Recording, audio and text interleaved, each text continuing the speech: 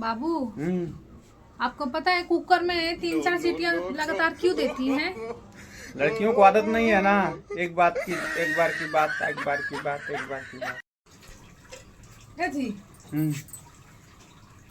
ये दुनिया में अम्मा पापा से बढ़ के केहू बाना न नहीं हवे क्या हवे?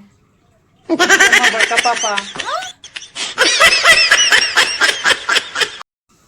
बाबू हाँ, हम जब भी कुकर में कोई चीज बनाते हैं तो 3-4 सीटियां लगातार क्यों देती हैं? क्योंकि आदत नहीं है ना लड़कियों को एक बार में बात सुनने की। मंगल मंगल। सुन रही हो? अगर तुमको कोई पागल कहे तो उसकी बात का बुरा मत मानना। अच्छा, क्यों? हमको सिखा दिया है। एकांत में बैठ के सोचना ये बात लीक कैसे हुई।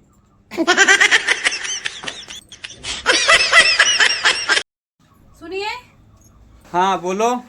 ये वाला पर्स लेके जाऊं कि ये वाला? कोई भी लेके जाओ यार, पैसे तो इसी पर से जाने हैं। मंगल भावन